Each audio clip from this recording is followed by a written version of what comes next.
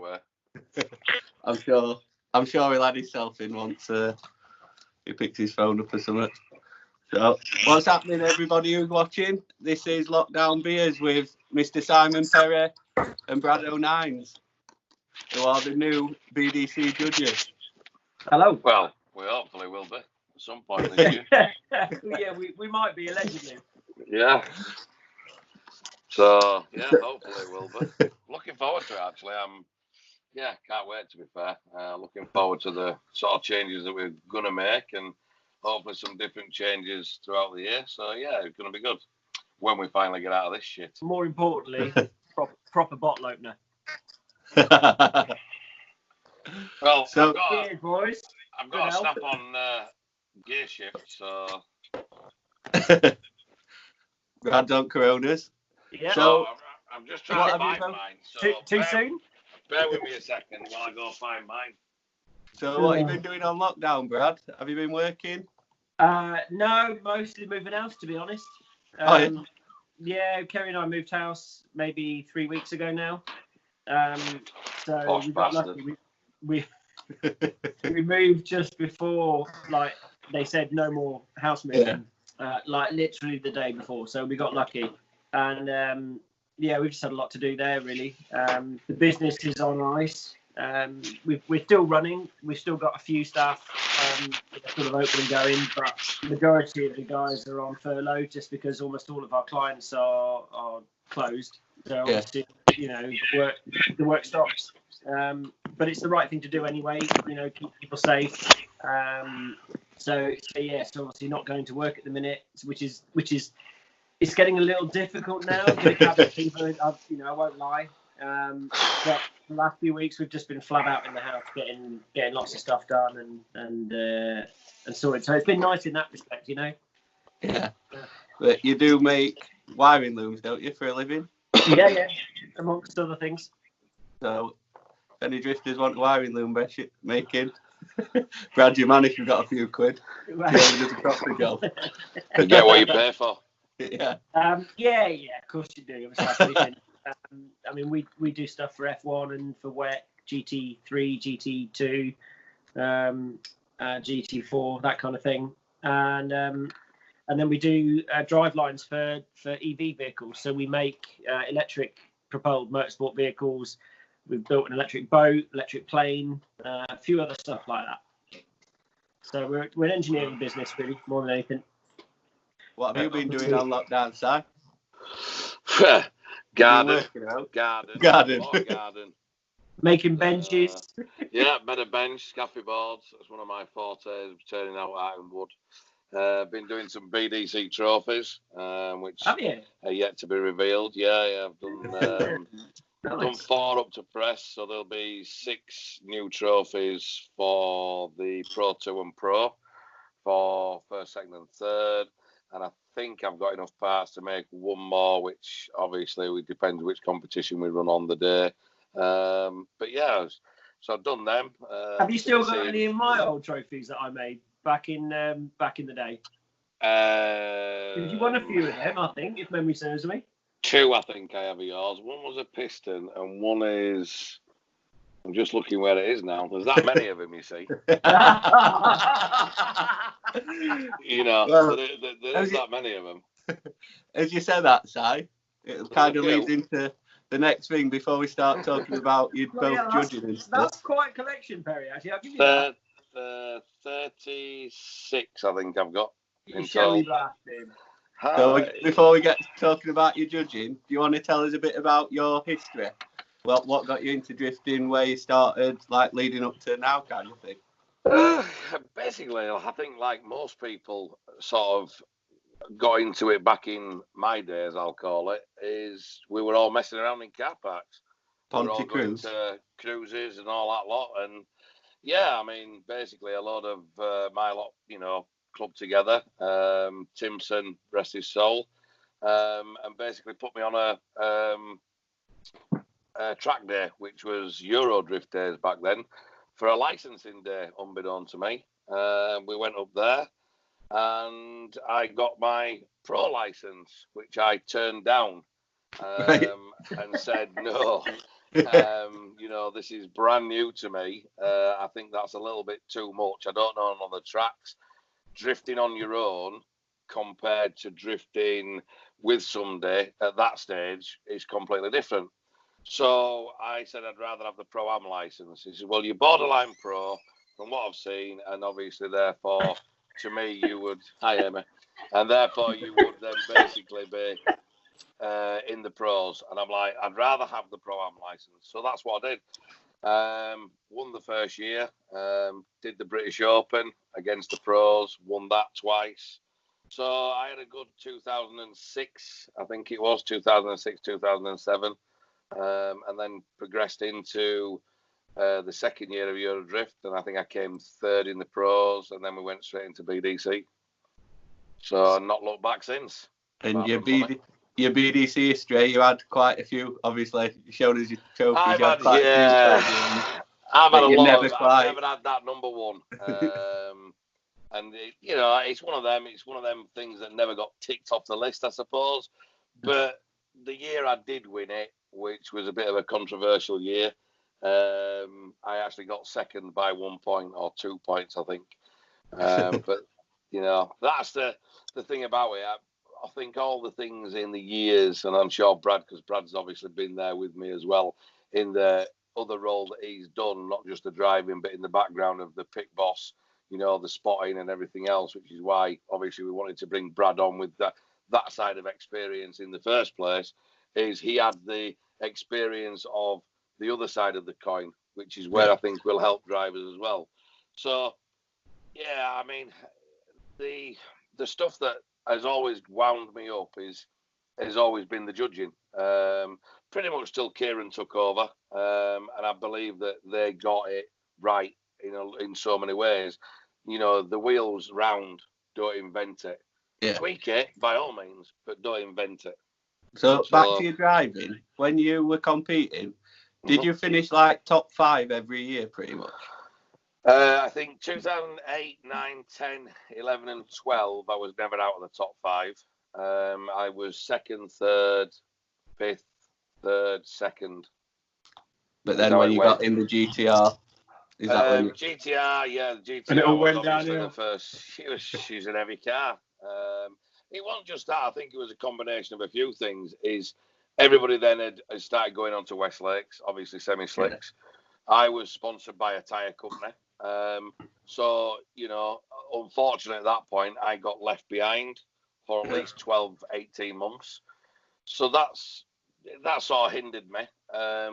The GTR was down to, obviously, they wanting to build the GTR. They funded the GTR in that respect because they wanted a marketing tool. And, I'm proud it worked. It worked as a marketing tool, didn't it? Yeah, of course it did. Was it ever going to be the best car on the grid? No. Could it ever be the best car on the grid? Possibly. But it'd need a lot of financial backing and work behind it. As in you have to take everything back, completely back. You'd need people like Brad to bare bones the wiring, every ounce and pound that you could get out of that car, you'd need. Or you go down your route and build a car that's light in first place. And then you've got to get used to it, So you've swings and roundabouts on both things. I like to think I can pedal a car well, and I always gave it everything I had. But no, I think this year when we finally do kick off, whether it do be this year or whether it be next year, I think there's going to be some interesting changes that myself, Brad, Matt, Ben have all sort of put our heads together. We're all on the same page, which I feel is a real big plus to have 3 judges all sat on the same page this year. We're all of very similar opinion in the respect of what we're looking for and what we do and don't like. And I've got 3 people that are very opinionated. So you're not going to get no sheep up there. If Brad doesn't agree with it, he's not going to be scared to tell me. If Ben doesn't agree with it, he's not going to be scared. And I feel that's important because, many years ago, we had judges that were, one said one thing, the rest would go along with it. Yeah. And I don't feel that's the way we want to be going forward as the British Drift Championship. I'm very passionate about the BDC, as I'm sure a lot of people are. I've been in it from the beginning, and I'm really looking forward to it, to be quite honest with you, mate. I'm looking forward to making things better, I hope. And hopefully the things that we've got in place, the people will be battling closer, which, that's the main thing for me is if we can get the battles closer from start off, then they get a better show. Crowd get a better show. Crowd then want to be obviously there rather than sat watching live stream. So, no, in that respect, I think, for what we've got planned and what Matt's got planned, with the show side of stuff and the things that he's got on his, plate that hopefully we can pull off this year. Yeah. I think the BDC was in for a really, really good year. Obviously, with the COVID-19 at the minute. Yeah. Who knows? Who knows? Who knows? So what about you, Brad? Where did you start? What got you into it? A bit of your drifting history.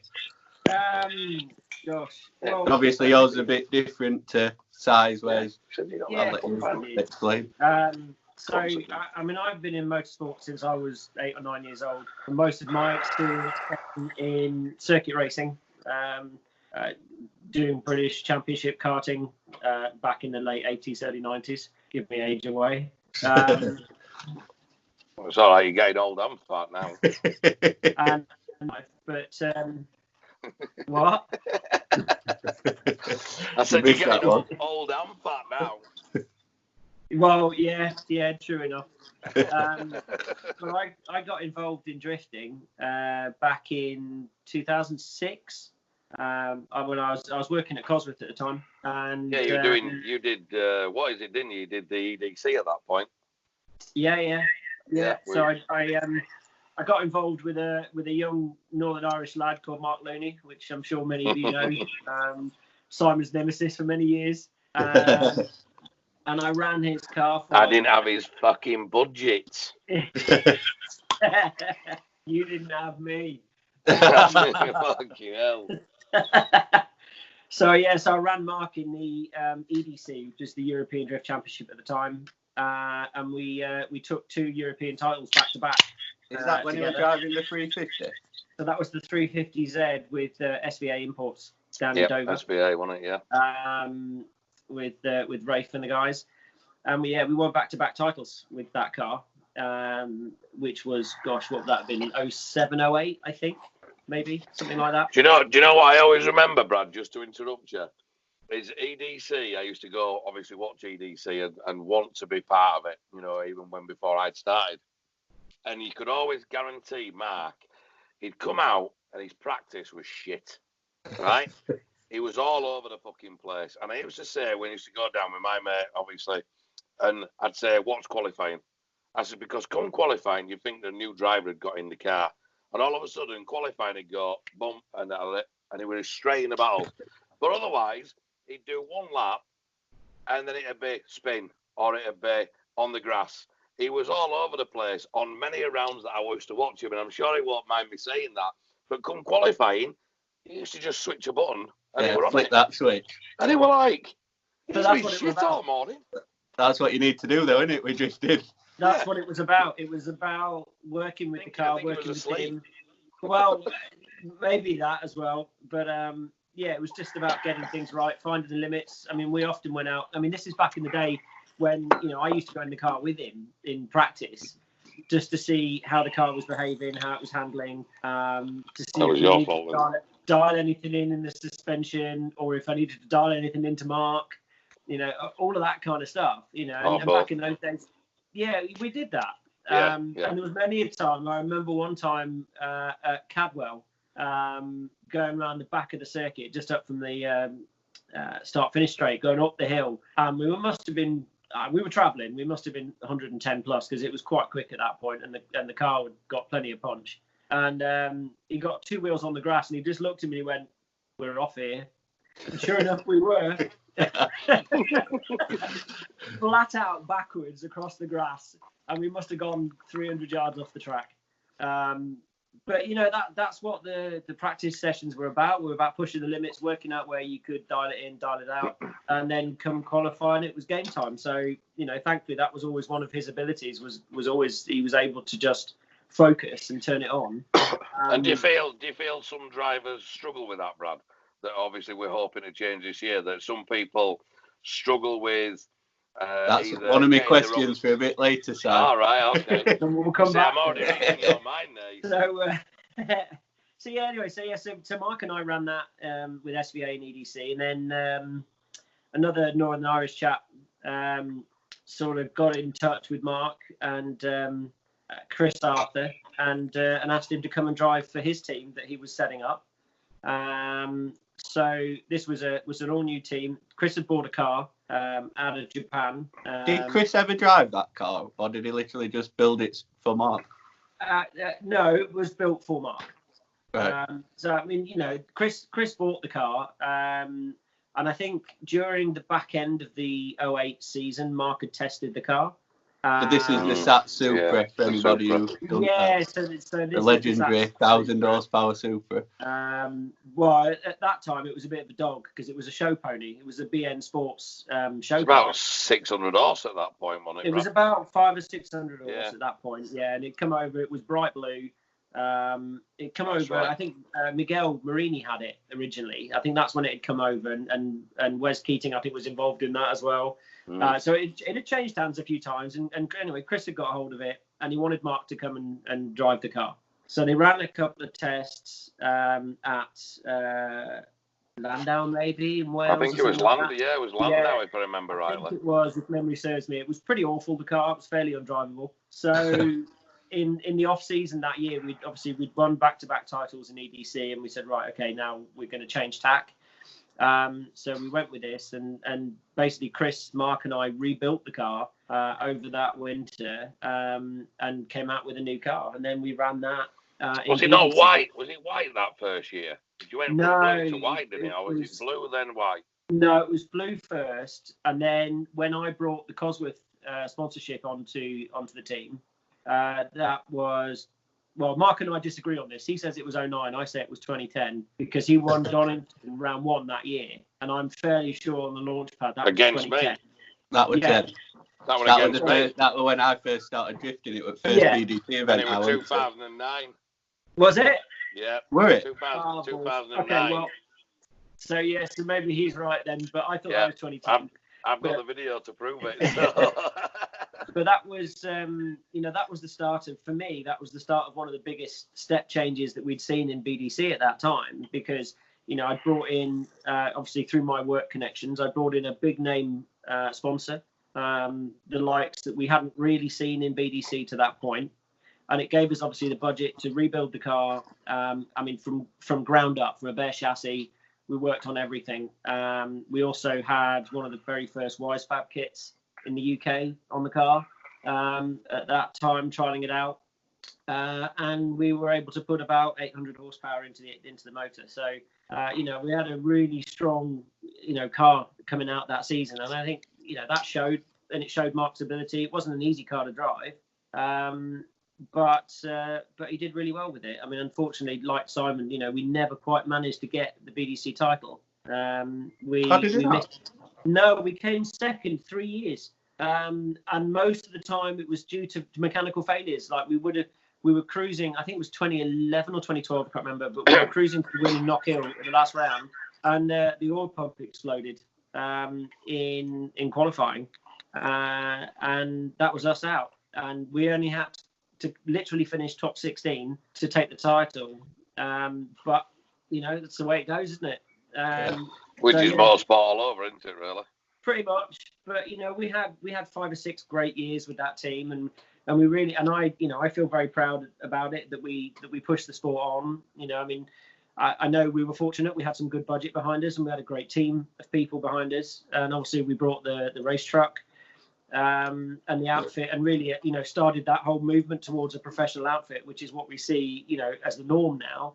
Hang on a minute. Here we go. I already had a bus. You had to outdo me. You already had a bus. It was a shit box of a bus. Don't even talk to me. That bus made me proud. Around that time that you built your RX-7? That was half built and then restocked, I'll tell you. You built it, didn't finish it, and then went back to it years later. Things get in the way. But yeah, I built the RX-7 God, maybe 2012, something like that, 2013 maybe. Yeah, I think it was about that. It's got to be 6 years. I think I've had it built now, something like that. Doesn't get used enough. Didn't get touched at all last year, sadly. It did. When you first built it, you were out in it quite a lot, though, weren't you? Yeah, I was. I mean, I've always been. I'm an engineer by trade, but I've always been a driver as well, and I've always raced. And although I've never really done a huge amount of drifting, I've done a fair amount, and obviously been around the sport for 12 years now or so. So I know my way around it reasonably well, and I just enjoy it for the fun. Drifting for competition, driving for me was never something I wanted to do. Why did you do the licensing day? Why? Because I thought it's what I should do and what I wanted to do. You wanted to see where you were sat, really, didn't you? Whether you were good enough to do it. Yeah. I did go to that licensing day because when Ben got his, and I feel like if you'd not just drove with Andy on it all day in practice and whatnot, you'd have definitely got a license. Well, I think there was other things at work, if I'm absolutely honest, Adam, that probably don't need to be gone into right now. Yeah. In terms of the people assessing it. I think there was some other motive. Let's leave it at that. Another judging problem that was out there. Yeah, I mean, look, some people might think of that and just think, oh, yeah, sour grapes or whatever. And it isn't. It's fine. It's all good. But, yeah, I think there was some politics being played. But, hey, look, onwards and upwards. I've had a great time with drifting over the years. And, and obviously I've got to work with Mark. And obviously latterly I worked with Paul Conlon over in IDC. So I ran Paul for a couple of years. I've spotted with Simon and run him at a number of events. So I've been really lucky, and I've worked with some great guys, some great drivers. I've got to see all aspects of the sport from a really intricate level, not necessarily from the driver's seat, because from the driver's seat it's very easy to, and Simon will echo this, I'm sure. But when you go and drive a run, you feel like, wow, that was an amazing run. You've just done the run of your life, and then your spotter comes on and goes, well, that was an absolute pile of shite. Yeah. And you think, well, how can that be? It felt great. And it's because you don't always get the right perspective, the right aspects when you're in the seat of the car, which is why it's so important. Do you think, I'm sure we'll come on to this, but do you think with technology, do you think like with technology now, with everybody having iPhones and stuff like that, and obviously your spotter being able to send you videos and stuff in practice, do you think that'd have helped? Like, obviously I personally think that helps me a hell of a lot. Do you think you get to visualize the actual your car going around the track, so you also know what you've done within the driving seat. But it's also, I think, equally as important to be able to see that, because it might not always from the best view, but at the same time then for your spotter also then to be able to communicate to his driver in the way that the driver understands. Because sometimes, and I'll use Danny as a perfect example. And Danny, I'm hopefully won't mind me saying this if he does some shit. But, their spotters, because they were all new to it, were telling him the wrong information and he didn't take it in. So to basically have a good spotter, you've got to have a spotter that can also communicate with his driver. It's not good having a spotter that knows exactly what he wants to do, but then he can't get it over to his driver. I think we'll talk about that a bit later on, because I think that's one of the changes you've got into it, isn't it? Yeah, you've got coming up. A lot of work in the behind the scenes of trying to make it better for you guys. I feel that as been a driver as long as I've had certain frustrations, and I feel that hopefully with the new regime that's coming, that's going to be a big thing that's going to change this year or next year. So obviously now you're both coming into the judging side of it. Are you both looking forward to it? And what did you think when Matt gave you the phone call or text you or whatever he did? What were you? It was actually me that spoke to Brad, which I always had in my mind. If I was going to do the judging, he was my first choice, as long as he could do it round his work. What did you think about it, Brad? When you got that text, what were your thoughts? I was massively surprised, if I'm honest. Just because I, obviously having started a new business sort of 2 or 3 years ago, I'd stepped away from the sport, which is why perhaps a lot of people won't know me, because the sport evolves, the competitors evolve, the team paddocks evolve. There's a lot of new people in BDC now that I don't know and that won't know me either. So I'd taken a pretty much complete step back from the sport. And although I followed it and I watched it online and things, but I had to focus on my business and my work. So Simon gave me the call, and I was just very humble, really, that the guys would think of me and think of me, that I was up to the job. So I just hope that I can do them and obviously the competitors, the justice and do them proud, really. But yeah, I think the difference is, Brad, is obviously people still do know me. I ain't gone away that much yet. But the thing about it is I've worked with you on many different formats, right back from from the RC stuff, right from the pit crew stuff, from the spotting side of it, and we've always been along that same opinion, and we've always had that same sort of insight to what would be made better. Why would we not do this? Why would we not do that? And he was the first person, if I'm honest, that always sprung to mind that I would want sat with me, because I knew that he's not going to be a sheep and he would have an opinion and he's keen for it. So looking forward to it, I am. And I know a lot of people don't like the judging, and I know that it's a very unrewarding job. Yeah. But I feel that if I do it for 12 months, 2 years, whatever it may be, but even if I did it for 12 months, as long as I went away from it happy, and I feel that the drivers were happy with everything, then that'll do me. Oh, and I'm ready for the keyboard warriors all day long. Yeah. You're always going to get that a little it's bit. It's gone down quite well. It has. That you are going to be the head judge. I think I've not really seen anything too negative about it. I was very surprised, and I was very humbled by the post has had over 14,000, I think, views now, and all the comments that were on it.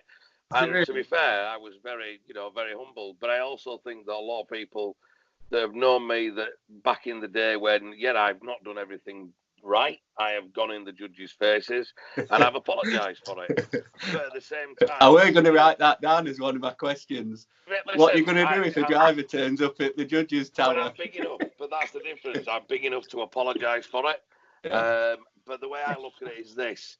My only qualms have ever been over fair judging. And I feel that if you say something in the briefing, you have to be able to back it up when that man comes to you and asks you. And I'm very, very aware of that. And, one of the things that will be in one of the briefings is if you have any qualms after you've done the day, show me the video and I'll talk you through exactly the notes that we've got on there. Because I want drivers to not go away frustrated. I want drivers to come and go, right, I understand that now, rather than going away. Obviously, you're human, and obviously, you might not get every single one 100%. No, I might not get everybody. I might not get everything right, but that's why there's three of us. And I think that with the live stream now and the replay systems that you guys, obviously, Matt's got in place this year or for this year and what have you, as long as the cameras are in the right place, which I think last year they weren't always in the right place. So are you going to be having a bit of input on that, like? I'm pretty much, Matt's let me sort of run that through, which is, I think he trusts my judgment of where things need to be and why. I don't just go, I want the camera there.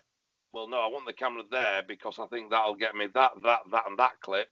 And also, I'm not going to be drowned by the smoke because the smoke's going to be there. So it just from setting up, obviously, all the cruises that I've done and the track days and stuff like that, I run Blyton for 4 years and never had a complaint. Everybody used to love coming to Blyton. They had the most awesome day. I met, that was your Blyton days are where I actually met Matt and Ben and Jason. That's right. That's where a lot of your lot started. Chris Parnham started there. So, there was a lot out there. And to be fair, they were on, every month. And, it was a good feeling to get feedback from everybody then. And I feel like I want the feedback from the drivers. If you've got something constructive to say, and Brad's the same as this, and so is Ben, we want to hear it. I want to hear it. And I'm saying that publicly now. I do want to hear it. What I don't want, if you're going to get on the keyboard, then get ready for the keyboard, because I'll give you a slanging match on the keyboard as well. You don't bother me with that. Yeah. But if you want to speak to me, then 100%, I want that, if I'm honest, because I know how frustrating it is from a driver's point of view. And Brad knows how frustrating it is from spotting going, well, that's clearly not what I just watched. Yeah, so what's different there? That's not what was said in briefing kind of job. Correct. So therefore... I think there's an important thing here, and that is to remember that, you know, judging is by definition a judgment, and you know, it's made by three people in a split second, often with very little time to go on, and you know, and obviously the run happens very quickly. So you're going on your gut instincts and what you've seen, your interpretation of what you've seen, and you're making a judgment. Now, there's always going to be people that don't necessarily agree with that judgment, or that see it differently, and that's by nature of. I think I did actually say that to Matt, you know, this year about because obviously last year I felt everything was a little bit rushed sometimes, and that was actually one of my conversations that I did have with Matt, and saying, look, I'm not going to be rushed into making a bad call. You know, the bottom line is, if we need to discuss it and we need 3, 4, 5 minutes, then that's down to Ian and obviously the commentators to fill that space for us to make that right decision. Because it is, but there's also a challenge with that. There's also a challenge with that in that obviously Matt has a schedule, and obviously he does, and we all have that schedule with the circuit. Yeah, you're not going to spend 20 minutes talking about a run, are you? No, because if we're spending 20 minutes, it should be run again. It's as simple as that. Because if you're spending 20 minutes, done. It's also not entertaining either. And no, but you know what I'm getting at is you don't want to be rushed in the going. You know, you want somebody in your ear going, right, come on, guys, what's the call? What's the call? Because that's just not going to happen. If we need a couple of minutes to discuss, effectively, it's when you've got bad mistakes. You know, if you've got a mistake that's happened at the beginning of the track and then somebody else has made a mistake, is it as big? And I think if it's on the one more time run, the other competitor, it's a one more time. If you're on that one more time run and you've already gone one more time, then that's gone. So that next one more time, you've got to decide. And if you're then going, you've got to be quite critical. And I think that's where drivers at that point get frustrated sometimes, where it's that close, but the law is you can only run one more time. We have a decision to make. It's from the judging's perspective, and I can obviously guarantee that once we've made that call, we will then back it up on the mic of why we've made that call. I know last year, from what a lot of people were saying, like round 1 and 2, where not a lot of people were quite happy with the judging, was what got said in briefing was totally different to what was happening on track. And I think that's important. And that for me is the one thing that I want to be able to bring and maintain this year, if we get the chance to. Well, two things is clarity and consistency. And the clarity being the explanation that we give in the briefing of what it is that we're looking for and what we're expecting the competitors to deliver. And then back it up in the runs. And then back it up in the runs, exactly, with consistency, so that we judge, you know, the same deviations from that briefing in the same way, with the same amount of harshness as we do, you know, from the very beginning to the very end. And you know, we've done, and we'll talk about this perhaps a bit later, but we've done a number of things the way that we're going to judge this year and way we're going to we'll get into it. My next question was what changes are going to be made. Well, one of the things before Brad gets into that is I've been working closely with Kyle, obviously, who does the virtual stuff for us. And this year I didn't just ask him to do me one video for the qualifying, and I didn't just ask him to do me one video for the battle run. Okay, what I asked him to do was do 3 and 3. So he did me 3 qualifying runs, and obviously this is, you know, new news that's coming out. But basically, so these are going to get played for the drivers in the briefing, and effectively this is going to then lead on to our format for how we're going to score things, which again is more explanatory of what we're doing and why we're doing it. But basically, he'd done me 3 runs. One was obviously as perfect as you can call it, which would be a 99-point run. Then he's done me 2 other runs that have got various differences, to show the drivers. And, you know, the idea is we're going to show these 3 videos, and then we're going to see who gets it right. Bearing in mind, they've just seen it like that. Right, well, which video was the best one? So I just want the drivers to appreciate a little bit also what the judges are going to have to go through. And then also the same with the battles. We're also showing Three Sisters was obviously going to be the first round, but there was 2 major changes of the track for Three Sisters. One was between 2, 3, and 4, and one was between 7, 8, and 9. And that was, the clips have been moved further apart to allow the transition. Them clips, what you moved them to is the practice day. I want to call it the practice day line, whereas that's the line everybody runs on a practice day.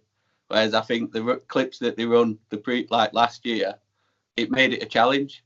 Whereas I think there's making it a challenge though, Adam, but you've also got to make it. I think this is where me and Brad are on the same wavelength with this. Is the track should be more than doable for the lead car, because drifting is always won and lost in the chase position. So because if you want closer battles, there's no point in making, effectively, Three Sisters had 2 hanging points.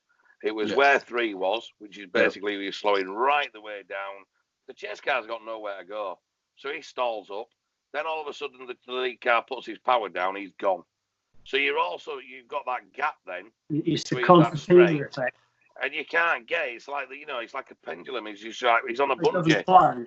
Yeah, so I didn't want that. And obviously the guys are on board with that. To me, this year, all the tracks that I'm designing are all made for the lead car to be able to run fluently and to be able to run effectively. Everybody should be running very similar scores, because that's what I want, which means the chase car then should be able to tuck up on the door, get close and personal, makes for a better battle, which makes for a better show, which then makes our job harder, rather than scruffy, which is what I'd rather have, because I'd rather have a good, clean, close battle to judge than 2 scrappy battles.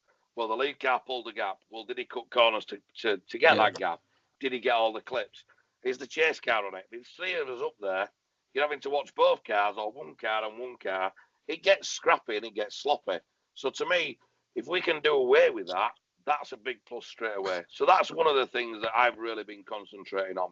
And like I say, Kyle's really worked with me, which is really good, in putting the videos and specifically doing what I asked on the videos. Miss here, do here, go deep here. Because I want to show you as the drivers, this is what happens when it does. Because I think some drivers do struggle with it. And that's where Brad's going to come in with the spotting side of things, with the drivers, spotters, and being in the Speaking of the spotting side, Matt mentioned to me that you're going to be having like a spotters briefing, and then you're going to be spending a bit of time with spotters on the bank. That's Brad's department. Yeah. So I've always viewed drifting, and some people may not agree with this, but for me, I've always viewed drifting as a teammate sport, in the same way as you would do rally. A rally driver has a co-driver, and he's there for a very specific reason, and he can't really do his job to the full of his abilities without that other person. I see drifting exactly the same. Yes, a driver can jump in a car and he can go and do a skid round a track. Yeah, any of the drivers can do that without any support or help or anyone else talking in their ear. But when it comes down to the level that we're talking about, and we're talking about, the minutiae of detail, and that's what Simon's on about in terms of making our jobs difficult, so that all of these guys and girls are able to push themselves to their absolute limit, so that there may be really, really fine hairs between them that we're trying to find, and that makes our job very, very difficult. But it's what we want. But I feel that's going to be more rewarding for us as judges, Brad, as well. Of course, ask any judge in the world. That's what they want to be doing. They don't 100%. Want to be going, well, he's fun. Okay, you win. Easy. Next. That's not fun, and that's not using your experience or your, adding to the show. So for me, it's about getting people into that proximity of abilities and maximizing it. And the way that you do that is as a teammate sport. So drivers need their spotters more than ever as their level gets up. You look at Formula Drift, you look at DMEC, and they've all got very, very professional spotters who know what they're doing. If not 1, 2, or 3, depending how big the track is. And they're doing their homework. They're listening in briefing. They're taking notes. They're watching every run that their driver does. They're watching runs that other drivers do. In FD, they're timing them and stuff as well, aren't they? To Absolutely. see what sections see how fast they are. The thing, you know, spotting, you know, in the UK has often been a little bit, if I'm honest, a little bit lazy. And not as sharp. You know, people just think you get on the radio, you talk to you, and you go, "Oh yeah, well done, mate, that was great," and that's your job done. Well, it's not, because that doesn't help your driver. What your driver needs is they need to have feedback of, right, well, you went too deep into there, you initiated late there, you stalled up there, you're in the wrong gear here. You know, you need to be able to have that vocabulary with your driver so that your driver can translate it. Because, you know, as we mentioned earlier on, when you're in the seat of the car and your adrenaline's flowing, your perspective isn't always as 100%. accurate as it needs 100%. To be. Yeah. And that's why you need your spotters. So realistically, how much sort of time are you looking at spending on like the Friday practice with everyone's spotters?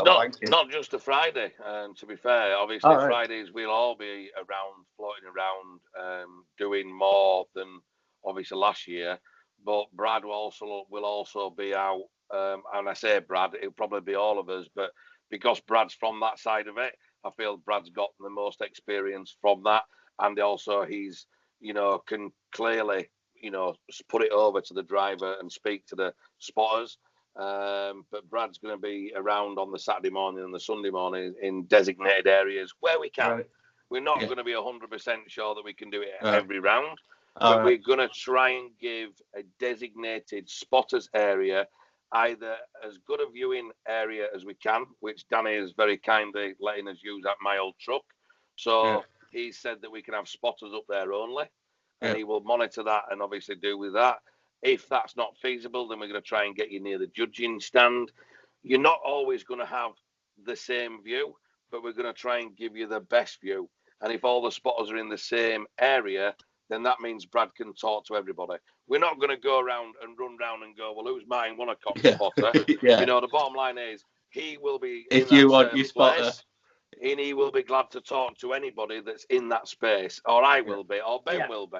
Exactly. You know, I mean, I will make myself available, but it's the onus is on the spotters to come and find me, because look, I'm not going to know everybody and all of your spotters straight away.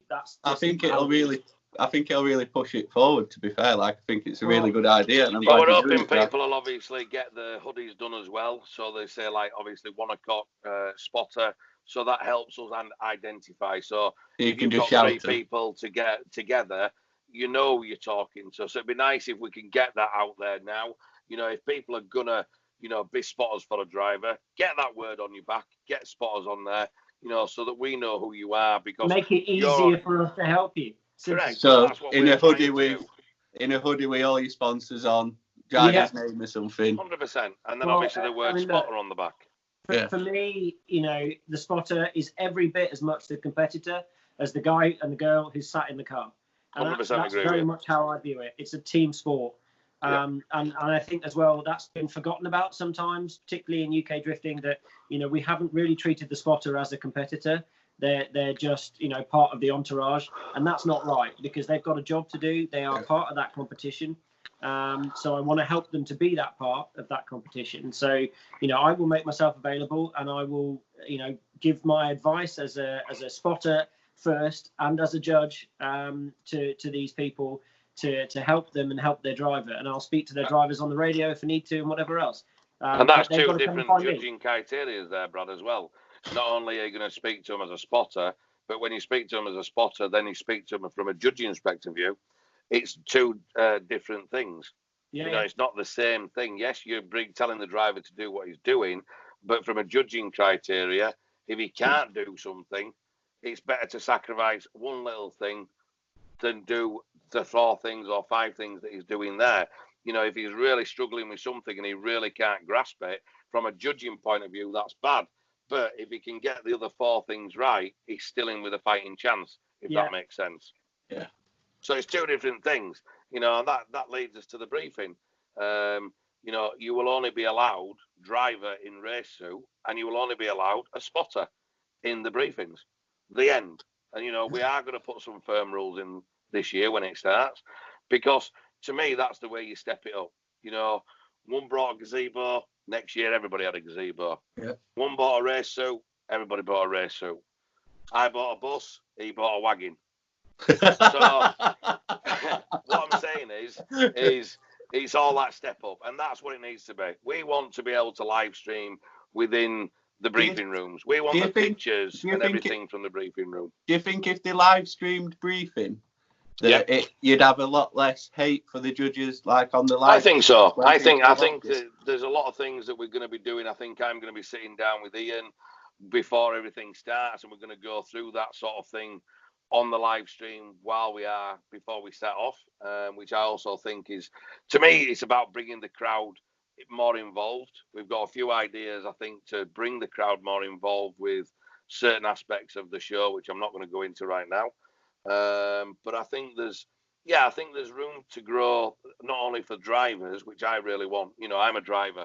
Yeah. I'm pure a driver. You know, I want the drivers to feel fairly done. And I want them to go, I understand why that was judged. You know, we've done away with the boxes this year.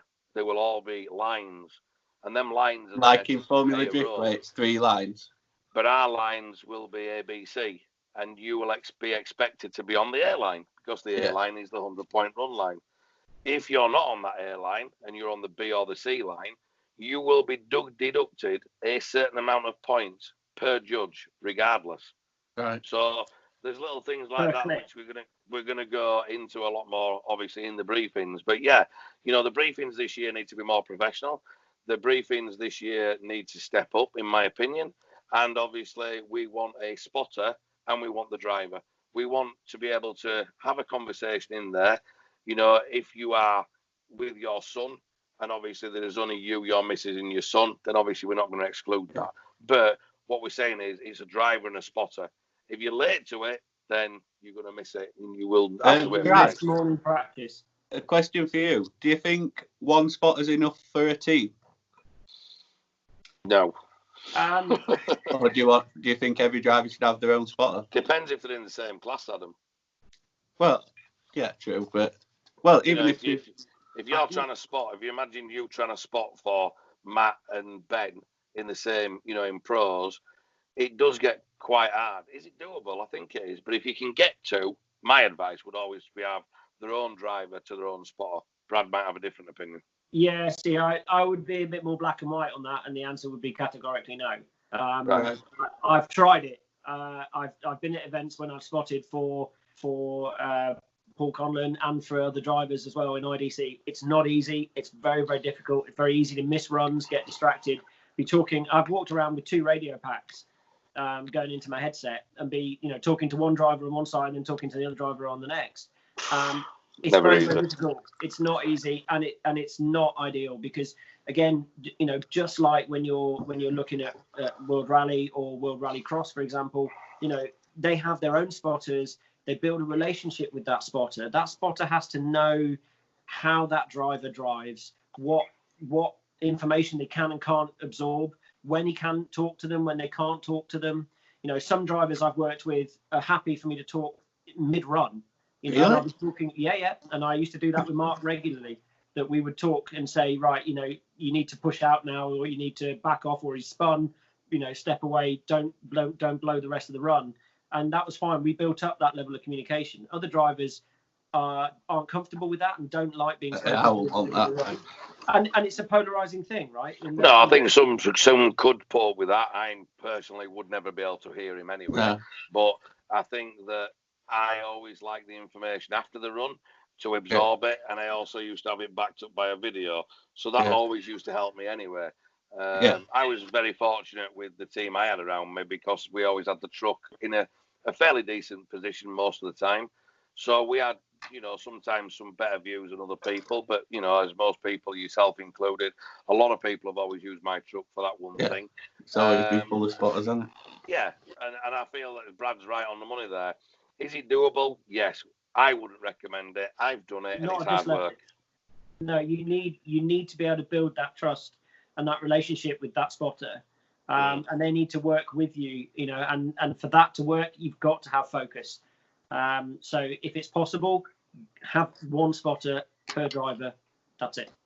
I suppose if you've got them in 2 different classes and it's the same spotter, you know, like Danny and Paul, then you're all right this year, because obviously Danny's pro 2, Paul's pro, so yeah, you can get away with it because he's not getting that distraction, and the thing about it is, and the same as Brad will probably agree with this, when you've got a decent team behind you, everybody knows the role, and I feel that's important as well, because not only are the spotters important, but also your mechanics knowing where everything is, tools-wise and everything like that, because when you get them 5-minute rules, you need to have a spare wheel nut ready, because if one jams up or locks on, you don't want to have to root through a box.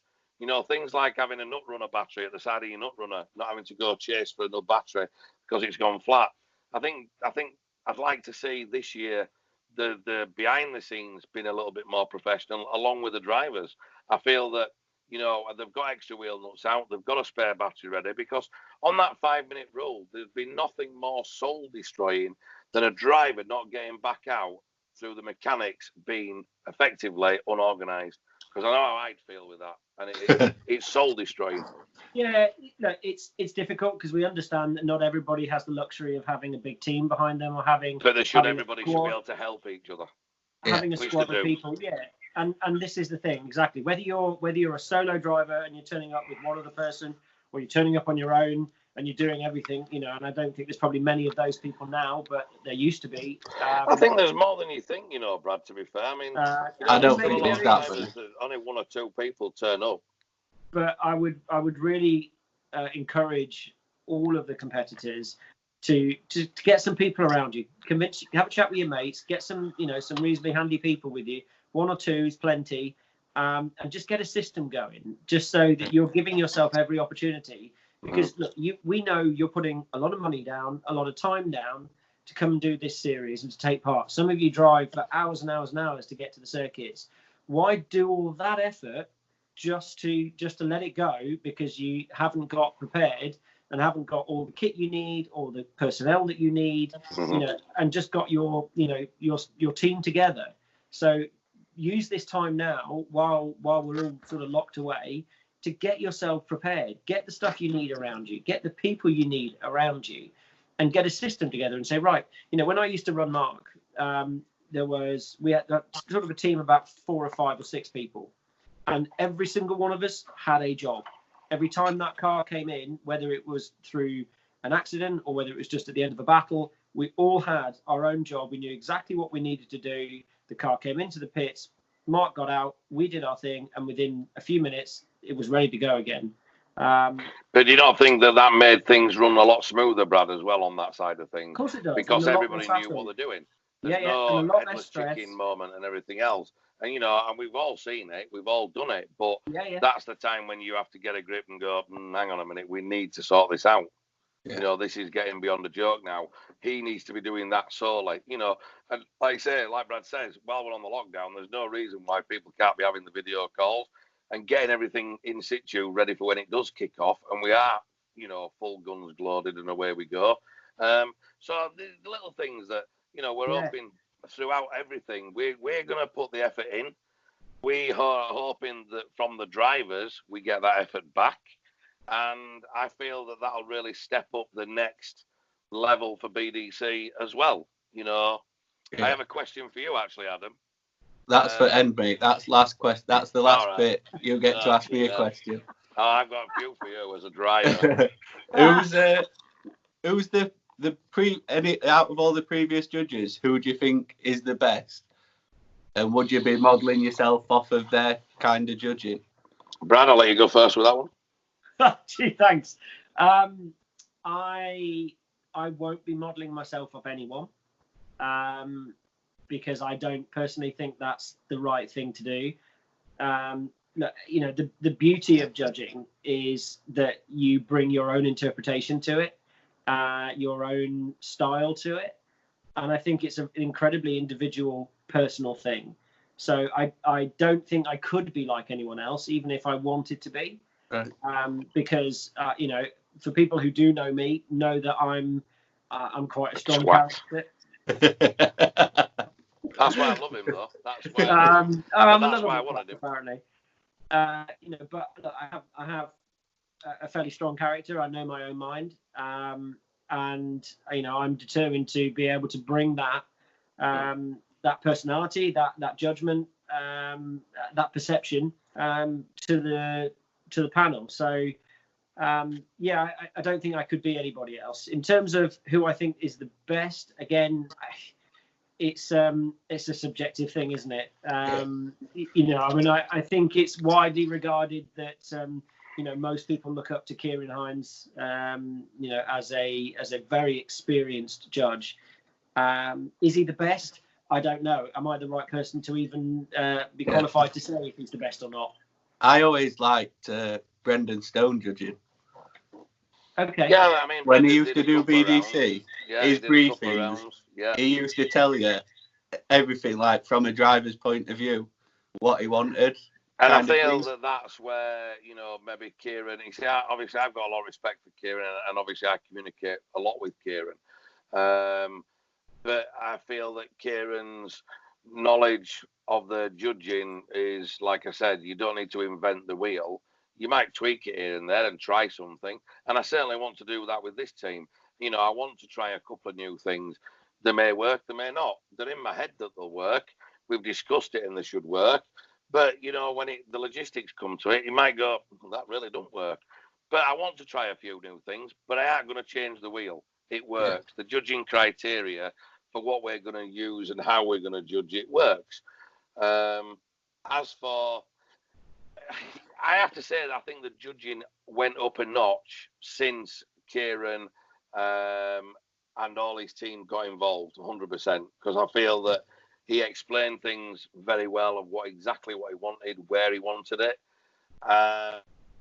Kevin is a very good as well. I think my headphones have just died. Oh, it's just gone suddenly louder. It's louder now. Yeah, they've just died. Hang on. Can you hear me all right? Yeah. Yeah, I can't hear you guys now, though. Okay. All right. So, yeah, I think, you know, Kevin and also Kieran, very good judges, and they've done everything that they've said in the briefing, and I think that's the important bit. Yeah. So bear with me a second. So, Brad, these are the questions I've been asking all the drivers. Oh, God. So it's kind of you're in a driver's position now rather than a judge. Okay. But, well, obviously the first one is kind of it don't matter who it is. But did you watch BDC last year? Much? I did some of it, yes. Who do we think's going to win Pro and Pro 2, take the championship? I know you probably shouldn't say as a judge to be. I have absolutely no idea. No idea at all. No, absolutely no idea. It's a completely open book. You know, we know who's got the ability and the talent, but it's about, you know, like we've talked about with Simon and with Mark before. It's not always about having all the talent and all the car. It's about having sometimes the fortune, no mechanical issues. You know, that play into it. We know with a short championship, it's 5 or 6 rounds. You know, things can impact and change really quickly. So, yeah, I don't think you can say that. You're not going to pick. No. What about you, Si? No. Did you hear that question? I'd say no. Simon, are you there? Simon, you big beautiful bastard. Trying to sort it now. I don't know why the speaker's so quiet on my phone. Your W's the wrong way around. It should say mild bikers. Hang on.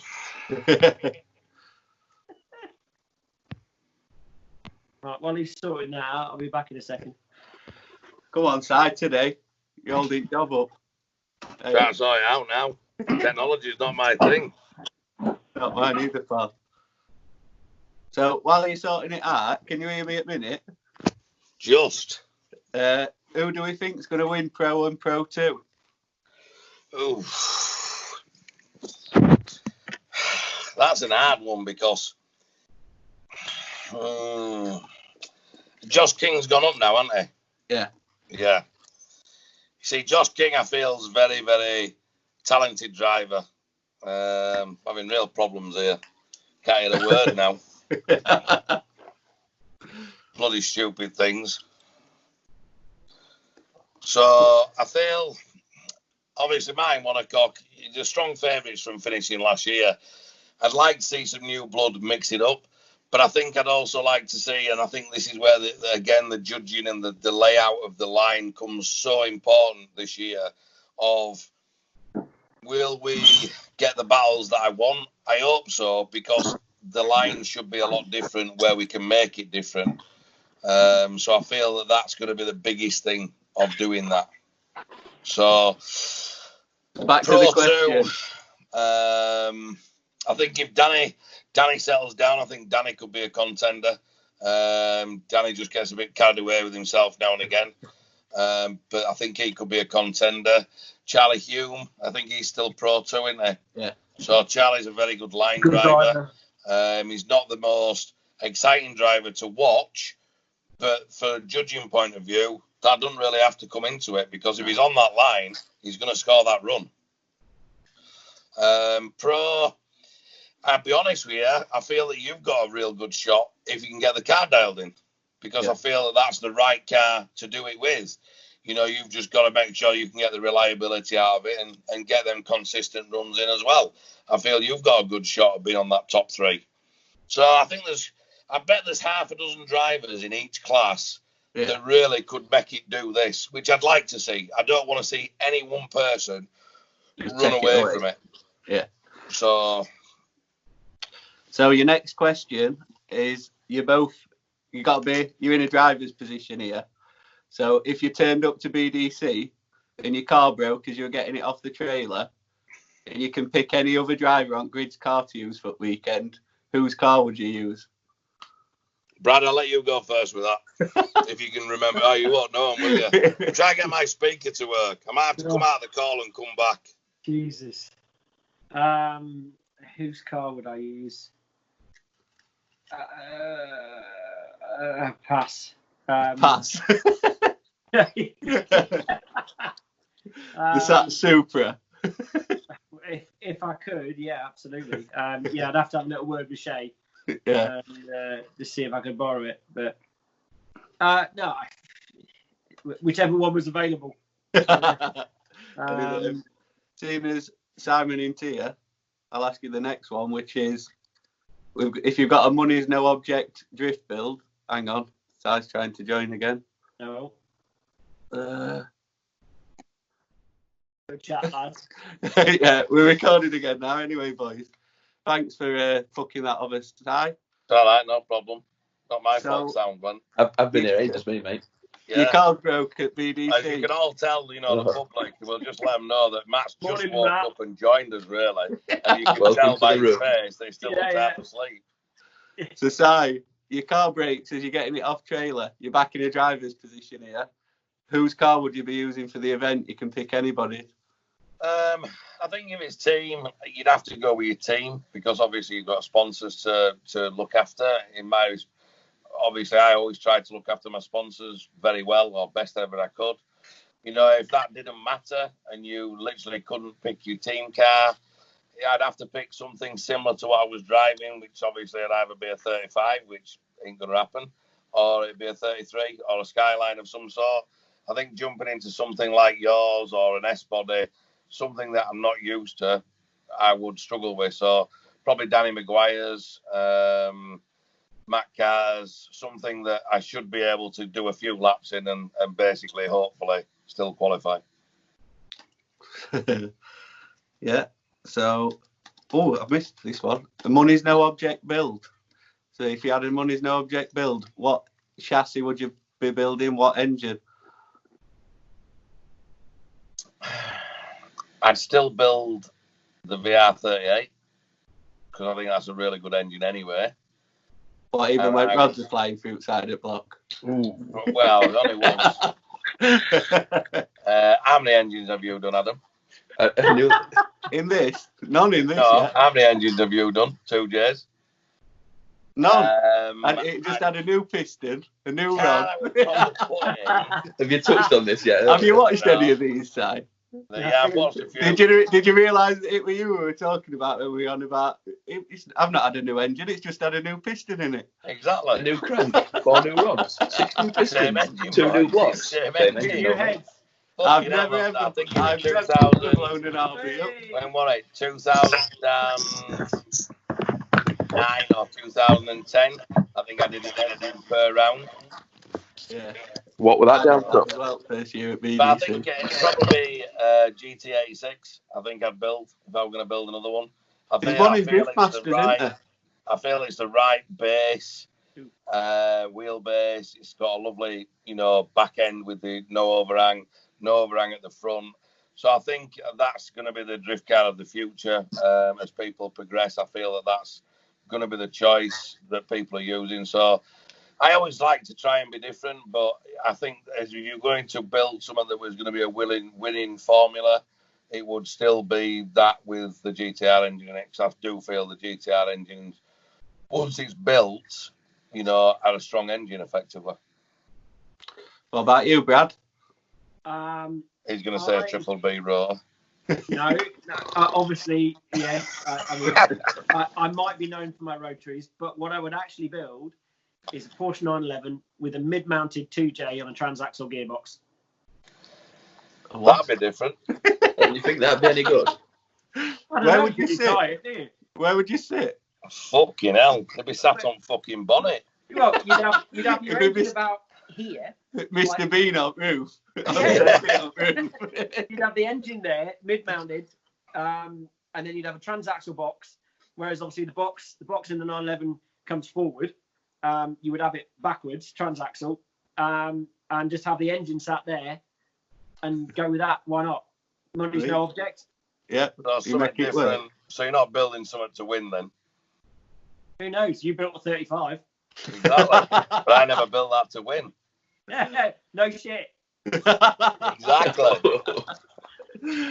So, who was your favourite driver, boys? Who do you think, while you were driving him that side, who were the one that you were going, he's the man?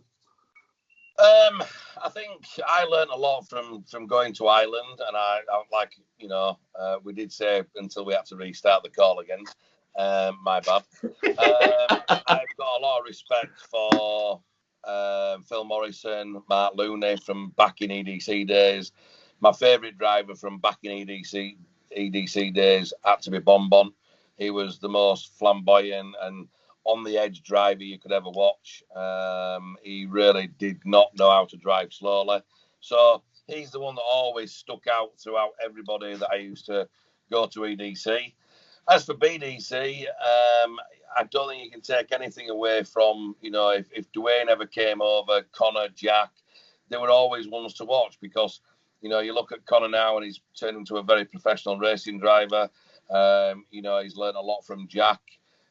He does a lot on the sim stuff. So, the future is there. And if people don't want to learn from it, then people will go backwards effectively. And I feel that, they were always the one to watch. I feel Matt Carter, we've had some good battles, me and Matt, and I feel Matt has done really well. And he's been unlucky in certain things as well, to be fair. So there's quite a lot of drivers. Julie Robinson is... I only asked for one, Si. I only asked for one, pal. I can't give you one. Give him a chance to talk and all that stuff.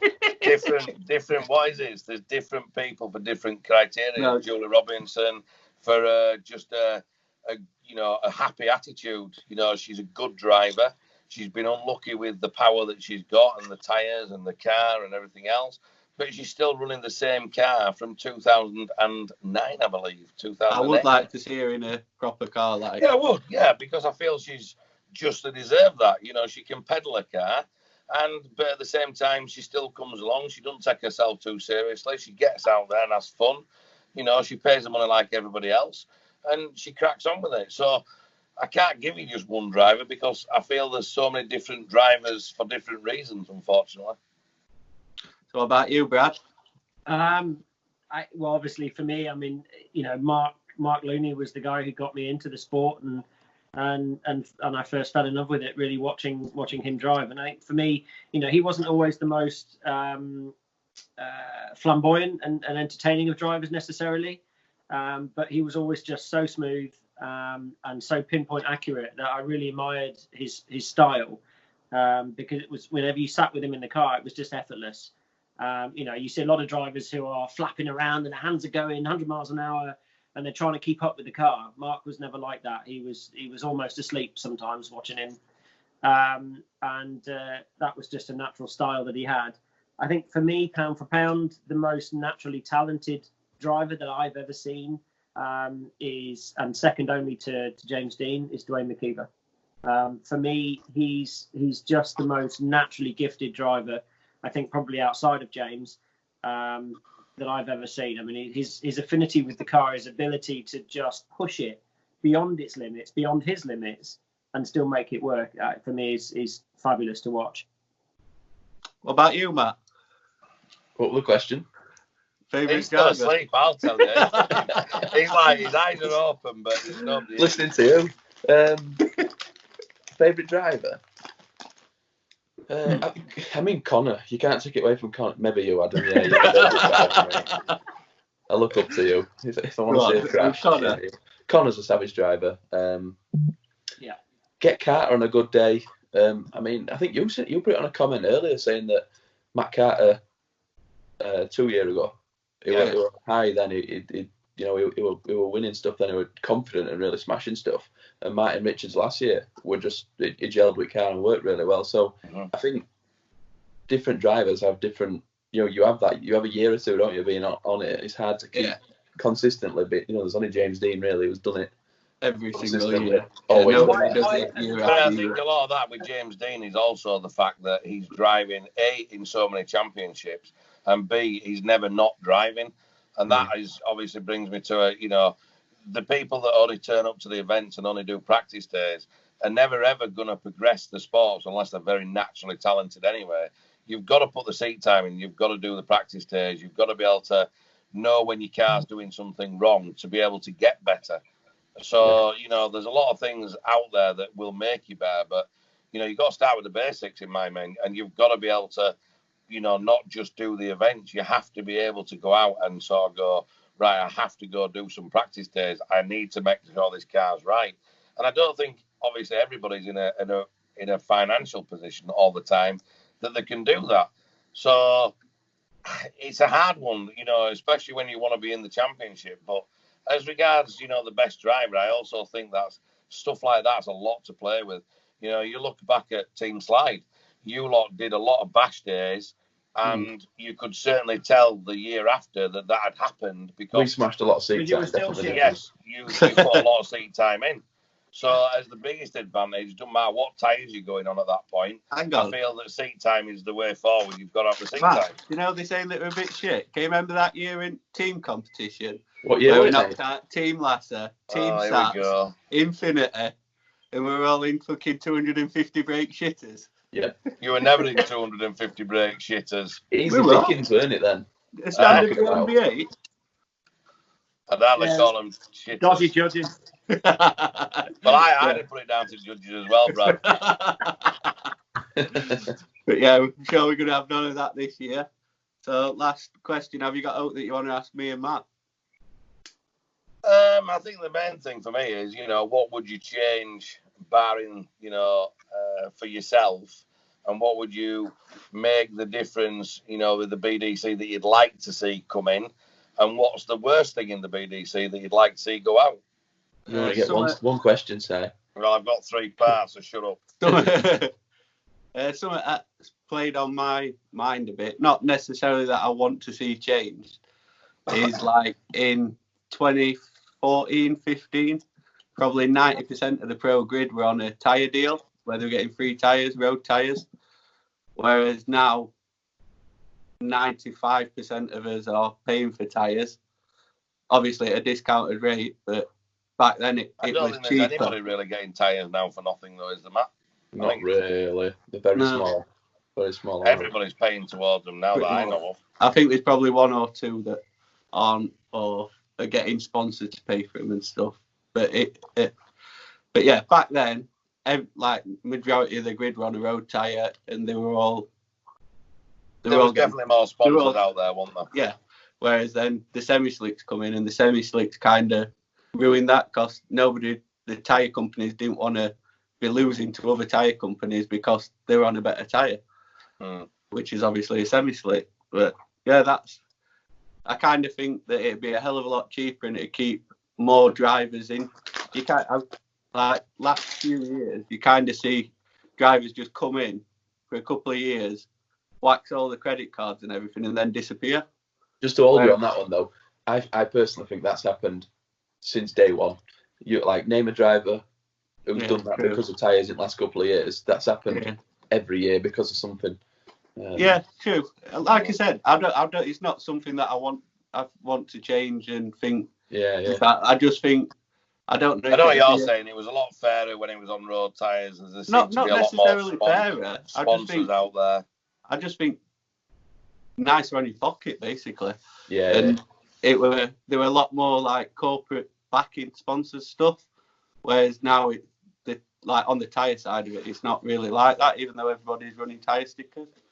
But yeah, that's the only thing that I think might be worth a change, but I don't know if it'd probably work, because then obviously if you went to Drift Masters, if you won the pro class, going from a road tyre to then like a 285 semi-slick, you're not going to do it, are you?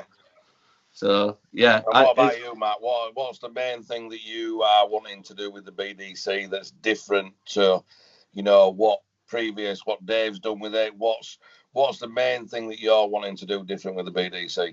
I think, well, your original thing when you asked as a driver's point of view, it kind of similar for an owner point of view, is I want to get a decent, I want to get a big name venue back on board. So, like, I love the Buxton stuff, and I love the, like, smaller, compact venues, and I'll stand by that. But they bring their own atmosphere, Matt, as well. I mean, you've got to look at it that way. You've had a great time at Buxton. So, I was one of the people that said... Is it Margot, Si? I'm just saying to you can't ask the question and answer the question, because that's not a question. Shut the fuck up. Answer the question, Matt. Trying to give you a compliment there. You can bollocks now. Cheers, pal. Yeah, so as I was saying, the Buxtons and stuff like that, they're amazing. I will always try and put a variety onto calendar, because there's no point in having 5 rounds at Silverstone, just like there's no point in having 5 rounds at Buxton. But at the minute, the last couple of years, it's lacked a Lidnhill or a Silverstone or a Donington or something like a big name circuit that, I mean, people rattle on that Donington drifting's amazing. It was a car park, really. But having that name, having a BDC round at Donington Race Circuit brings a level of level of professionalism that brings a different market of spectators and sponsors and stuff on board. But you don't feel that as drivers preferred it because it was at the launch pad, same as obviously Event City this year, because until you actually get there, the drivers didn't know what track they were going to get, and that was the sort of level of excitement that they were going to get. So you don't feel that's the same thing? That comes back to the variety thing. So I like having similar things to Buxton there. I like having like a car park style venue that's an unknown that can be, a concrete layout. And then also a Knockhill, a Silverstone, like something a fast on the main circuit style track. So do you think we'll ever go back to Knockhill? Knockhill's a tough one because cool savage track, but as it stands currently, it's winning. No, nothing to do with that. I love it, mate. Literally, as it stands currently, they won't have a full weekend of drifting on that thingy. Nothing to do with money or anything like that. It's just because they're still very precious about the fairly new circuit. Right. So they'll do drifting demos and stuff, and they're coming round to it. But right now, as it stands, you won't get a weekend's drifting at Knockhill. The touring cars still go up there as well, though, so they've got to look after it, haven't they? Mm-hmm. So what's the main thing you want to change for the BDC? Come on, Si, let Brad have a go. Person? What about Brad? What's he think? Don't matter. Come on, Brad. I've got a question for you, Anne. Yeah. I want to understand what's your motivation. What gets you to wake up and go, drifting is my life? Because obviously you drift, your better half drifts. You're a drifting family. Yeah. You spend probably a lot of your time, a lot of your money on doing this penny. kind of sport. Well, exactly. So, why do you do it? What's in it for you? What's the motivation? The thing, I don't just like the competition driving. So I've got like a missile car as well, what we take to Buxton and crash into each other and have a laughing. It's just like the whole, obviously you get an adrenaline rush from it and all that lot, which you can't beat really.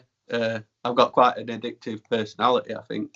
So when I get something in my head, I'm just I'm doing it and that's all I'm doing kind of thing. And this is what I've been doing for the last 10 years. And you still love it from day one? Yeah, of course I do. And like the banter you have with lads and their adventures. You're going on an adventure every other weekend. You know, like you're going to a track, staying out somewhere, going out on latch, doing a bit of driving. It's a good laugh. It's good fun. Oh, I've not told you about the breath tests on the Saturday morning and Sunday mornings now.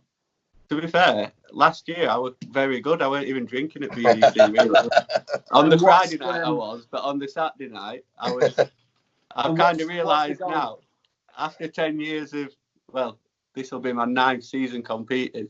After all them seasons competing, I've kind of realised that you need a fresh head. Correct. And staying hungover that on the Sunday morning ain't good. So, yeah, I've kind of grown up a bit there. And you got, sorry? What's the goal? Is there a goal? Where do you see yourself being? Do you have an aspiration or a target of something you want to do or achieve? Obviously, I'd love to win like the British Championship, but if I don't win it, I'm not bothered.